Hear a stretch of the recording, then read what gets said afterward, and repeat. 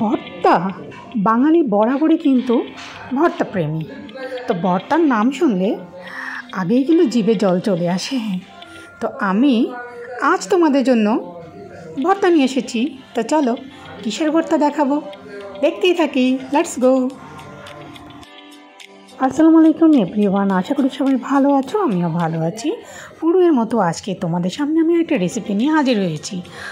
আজ আমি তোমাদের সাথে শেয়ার করব কচু চিংড়ি মাছের ভর্তা, চাটনি, যেটাই বলো। ফার্স্টে আমি মাছগুলোকে ভালো করে পরিষ্কার করে নেব, কারণ হচ্ছে এই মাছের মধ্যে কিন্তু ছোট ছোট পোকা থাকে, শামুক, ঝিনুক থাকতেই পারে। তো এগুলো ভালো করে একটা একটা করে বেছে নিতে হবে। তো এইবার আমি দেখো এগুলো একটা কড়াইতে ঢেলে নিচ্ছি। এই পর্যায়ে আমি কোনো রকমের তেল ইউজ করব না, তবে বাজার শেষে আমি একটু তেল অবশ্যই দিব। তো আজকে আমি কিন্তু পেঁয়াজ, মরিচ, রসুন সব কিছুই ঢেলে নেব। তো দেখো এখন আমি রসুনগুলোকে ঢেলে নিচ্ছি, আর রসুন মরিচ দুটাই আমি একসাথে ঢেলে নিচ্ছি। এখন কিন্তু আমি রসুনের যে উপরের আবরণটা থাকে সেটা কিন্তু তুলে নিইনি। এইটা তুলে নিলে কিন্তু তোমার রসুনটা খুব তাড়াতাড়ি পুড়ে যাবে, এবং শেষে আমরা রসুনের উপরের আবরণটা ফেলে দেব।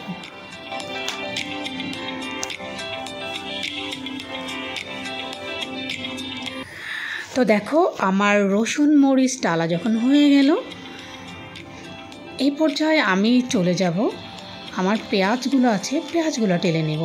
আর মনে রাখতে হবে পেঁয়াজ কিন্তু একদম ফ্রাই করা যাবে না, জাস্ট একটু কাঁচা ভাবটা যাতে চলে যায় সেরকম করে একটু ভেজে নিব। দেখো এই পর্যায়ে আমি আমার মাছগুলোকে কিন্তু তেলে ঢেলে নিয়েছি।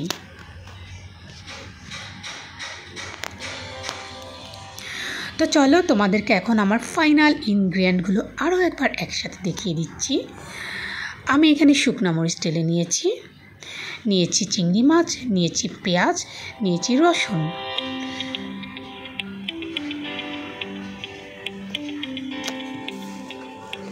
তো চলো আজকে আমরা যেহেতু ভর্তাটা শিলপাটায় করব, চলে যাচ্ছি শিলপাটায়।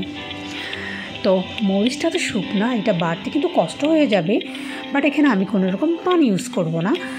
এখানে আমি দিয়ে দিব লবণ, তারপরে দিয়ে দিব আমি পেঁয়াজ আর রসুন। তাতে করে কি হবে, মরিচটা কিন্তু খুব সুন্দর করে বাটা হয়ে যাবে।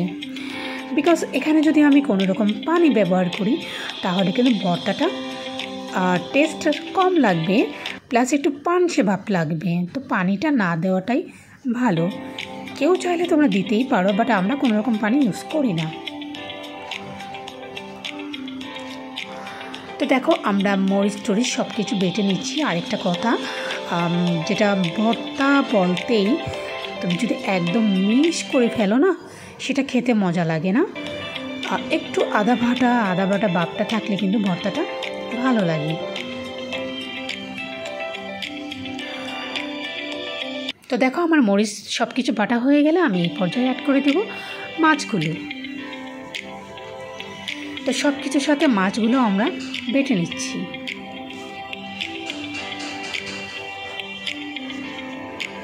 হ্যাঁ, তো বন্ধুরা কাছে দূরে দেশ বিদেশে যে যেখান থেকে আমার রেসিপিটা দেখতেছিলে, অবশ্যই একটা লাইক করে দিবে, একটা কমেন্ট করে দিবে। আর তোমাদের বাসায় এরকম ভর্তা হয় কি না, আর তোমরা কীরকম করে করো আমার সাথে অবশ্যই শেয়ার করবে।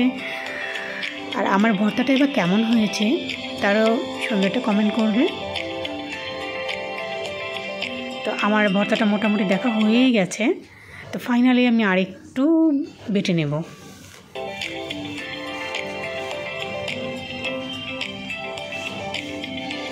আমাদের বাসায় আবার ভর্তা টর্তা একটু বেশি পছন্দ করে। তো মোটামুটি বলতে পারো প্রতিদিনই কোনো না কোনো রকম একটা ভর্তা আইটেম থাকবেই।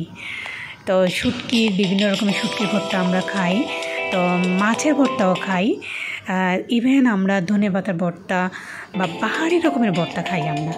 ঠিক আছে, তো মাঝে মধ্যে তোমাদের সাথে টুকটাক একটু শেয়ার করে দিই। তো দেখো আমার ভর্তার ফাইনাল লুকটা তোমরা দেখতে পারতেছো, এটা হয়ে গেছে। আর পাটাতে শিলপাটাতে ভর্তা করার পরে কিন্তু শিলপাটাতে মেখে ভাত খাওয়া এটা কিন্তু আরেকটু বেশি মজা। হ্যাঁ, যারা খায় তারা অবশ্যই জানে। তা দেখো আমার ভর্তাটা হয়ে গেছে ফাইনালি। কেমন লাগছে দেখতে? আমার তো আর তর সইতেছে না, এখনই ভাত খেতে হবে। হ্যাঁ, তো চলো তোমরা আমার সাথে একটু একটু করে খেয়ে নেবে। আর এই পর্যন্ত আমার সাথে যারা যারা ছিলে তাদেরকে অসংখ্য অসংখ্য ধন্যবাদ। এবং অবশ্যই নতুন যারা আছো আমার পেজটাকে একটা সাবস্ক্রাইব করে দেবে আর পাশে থাকা বেল আইকনটা প্রেস করে দেবে। আমি কোনো নতুন কোনো ভিডিও নিয়ে আসলে তোমরা সঙ্গে সঙ্গে দেখে ফেলবে। তো আজ এই পর্যন্তই, ভালো থেকো, সুস্থ থেকো, আল্লাহ হাফেজ।